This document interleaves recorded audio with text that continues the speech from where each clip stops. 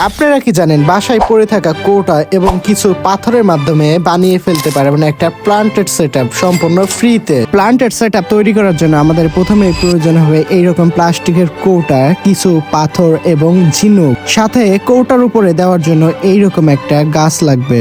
আমাদের সবার বাসায় এইরকম প্লাস্টিকের কৌটা থাকে, তার জন্য আমাদের এই কৌটাগুলো কিনতে হয় না। এইরকম পাথর রাস্তার পাশেই পেয়ে যাবেন এবং এই গাছগুলো আমাদের বাসার সামনে অনেক জঙ্গল হয়েছিল, এইখান থেকে আমরা এক পিস গাছ নিয়ে নেই।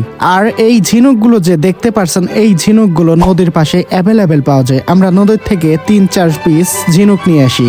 ইনডোর প্লান্টের সেটআপ তৈরি করার জন্য প্রথমেই আমাদের এই কৌটাটাও সুন্দর করে পরিষ্কার করে নিতে হবে এবং পাথরগুলো সুন্দর করে পরিষ্কার করে নিতে হবে। এরপর নদীর থেকে যে ঝিনুকগুলো নিয়ে আসছিলাম সেই ঝিনুকগুলো পরিষ্কার করে নেব।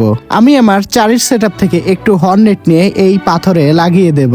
এরপর কৌটার মধ্যে প্রথমেই আমাদের পাথরগুলো দিয়ে দিতে হবে। পাথর দেওয়া হয়ে গেলে ঝিনুকগুলো দিয়ে দিতে হবে।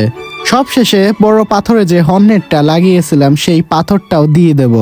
একটু সৌন্দর্যের জন্য আমরা যে উপরে গাছটি দেব, এই গাছটি এমনিতেই থাকবে না, তার জন্য গুণা দিয়ে এই গাছটি সুন্দর করে লাগিয়ে দেব উপরে।